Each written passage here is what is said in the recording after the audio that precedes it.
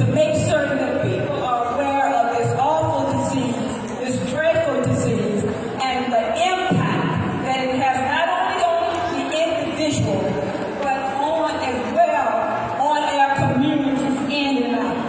This disease that we are working diligently to bring awareness to our friends and family often leave us, as Dr. Champ shared today, questioning your own beauty. But I come to say, particularly to those who have survived and may be going through breast cancer, there's beauty on the inside, but even greater beauty on the outside when you have to deal with breast cancer. And if we are honest with ourselves, breast cancer isn't hard enough life, as some would say. But my faith in God was what propelled me forward. During the very dark days of chemo, of pain, of rashes and thrashes, of mental clashes with myself and with God. I was angry with God. What did I do to deserve this? I always tried to do the right thing, to be a good person, but now I'm dealing with something. When I look through the lenses of life, I saw a death sentence when they said that I was diagnosed with cancer. And I remember those days so vividly in February of 1992, when my breast, just the nipple, was having a discharge. And I'm like, ooh, I must be having must have some kind of infection. And so I went to my doctor, and the doctor said to me, she was a black female doctor, Dr. Linda Willis. Dr. Willis said, well, I think it is probably just an infection. I'm going to give you some Bactrim, put it on there, and then let's see where we go from there. Where she also had taken an x-ray. And so when she gave me the Bactrim, in a few days, it was gone. But then she called me and said, I saw something on the x-ray. And she said, it's probably nothing, but I want to make sure that it is just, something that often black women have to deal with. And so Dr. Linda Willis sent me, she said, I want to send you to another doctor. And she did, and I had another x-ray, and matter of fact, a couple of days after that, they called me to have a biopsy. And it was then that office called me back and said, Ms. McQuinn, we would like for you to come to my office. And so I asked the question, and I said, is something wrong? And the nurse said to me, I'm not at liberty to discuss it with you. And I'm saying to myself, duh, do you think I just fell off the farm truck? Because I knew exactly what that meant. And then she said, I'm making an appointment for you to come to the office, and you need to bring someone with you. I did just that. But I remember that day as I was home all alone. My husband was at work, the children were in school, and I remember sliding down the wall and saying to God, oh no, oh no, oh no. I called my mom and I talked with her, and she said, as she has always been so positive, everything is going to be all right. I later talked to my husband and to the family, as this would be something that each of us would have to go through together.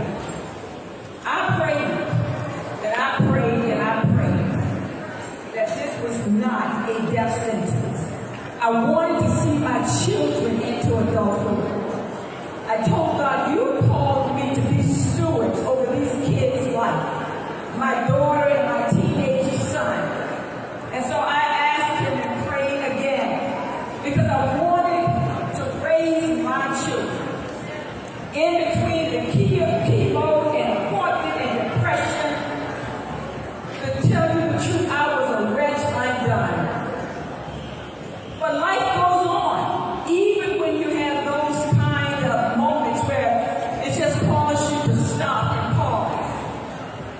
I was scared to death as to what tomorrow would bring. But I believe, as my mom had said, it was going to be all right. And I remember when things started to turn after that. I went through the chemo, 6 months of chemo. Later, I had to take tamoxifen, and just back and forth to the doctor. The chemo was absolutely horrendous on my life. By the time I felt better, it was again into the doctor's office for more chemo. And thank God that there are some changes that have been made in the medicine, in the cocktails that they give you now. Because I'm telling you, there was many days that I refused to go back to the hospital for chemo. And by the 4th month, I was kicking and screaming all the way to the doctor's office. Because I had already declared, if the cancer did not kill me, that chemo certainly was going to do it. But we got through that. We got through it. And I really wanted my daughters and granddaughter who's up with me today. Because the truth about it, I don't know if I thought as much about myself as I did the children the 2 kids that I had, that I wanted to see into adulthood. I had to live for them. And that was the way I began to think. I had to fight in between every appointment because I had to live for them. In between the pain and the swelling arm, I knew I had to fight. I had to fight for my work was not yet done. I had to fight for now I was purpose-driven. I had a husband, a son, a daughter, a 9-year-old daughter who was my greatest inspiration. And so I realized that I wanted to survive, I had to fight. I turned my fight into focusing on other people.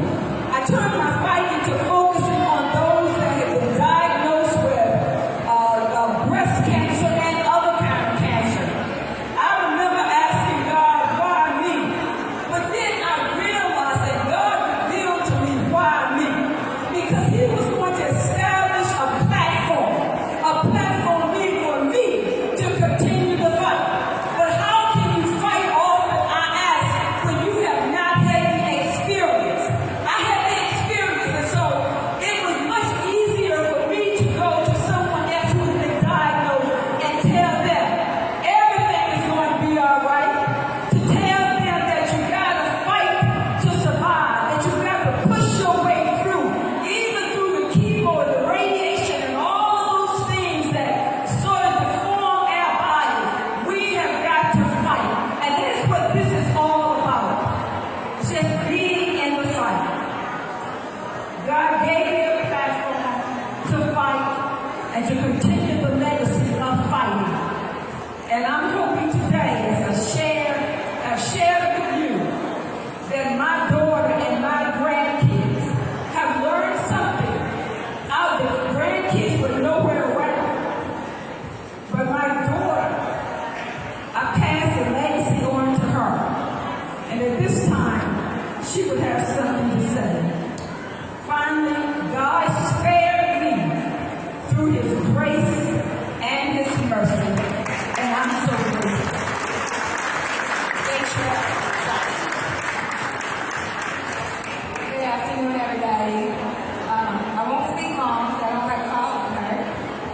But as she said before, I was 9 years old. And the crazy thing is, I remember it so clearly, the day that I found out. The funny thing is, losing was never a thought that crossed my mind. Death was never a thought. I was 9, so I wasn't thinking, hey, my mom is going to die. Because all I wanted to be was a winner. But I remember the sensitivity towards me because I was so young. I remember the whispers because I was so young. But I also remember having a conversation with myself, but I don't remember if I told you. But I was sitting here thinking to myself, y'all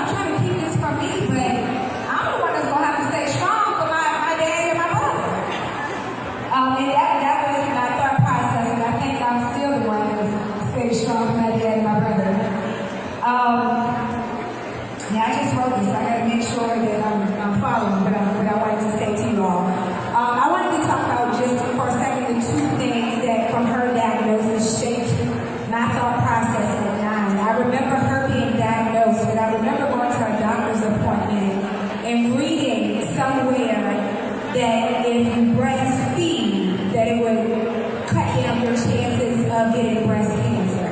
So at 9 years old, not even knowing if I would ever have children, I had already put in my brain that if I have kids, I'm going to breastfeed my kids because I don't want cancer and I don't want my kids to have cancer. So if there's a possibility that it would cut my chances, then I would do so.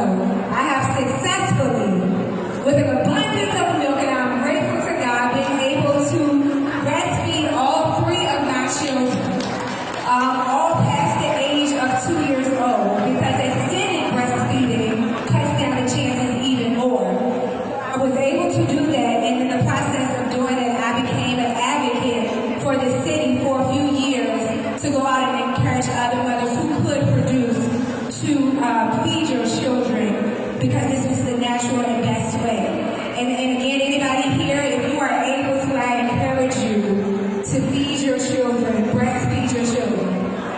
The second thing was, I remember being a teenager and asking my mother again, because I'm a teenager, so we start to feel ourselves, our hair, our breasts, all that stuff. And I said, Mom, why didn't you ever get reconstructive surgery? And her answer changed everything as far as how I would move forward. And I'm grateful to have a husband who just told me before we came in, and it's so funny. I said, how should I wear my hair? Should I brush my edges back, or should I wear them natural? I didn't like his response. It was kind of like, okay, either way you do it, I'm fine with it. But what he was saying is, because he later said he made a comment, he didn't like it, like I said. But he said, my point to you is, it doesn't matter how you wear your hair. When you didn't have hair, I love you just the way you are. And I didn't know that I was going to have to come here and say this. But as a teenager, I said, Mom, why didn't you ever get reconstructive surgery? And she said, I thought about it, but when I presented the idea to your dad, he said, why would you put yourself through that again? You're perfect just how you are. So that's all I have to say. Choose your man, wives, and young ladies. If you're able to breastfeed your children.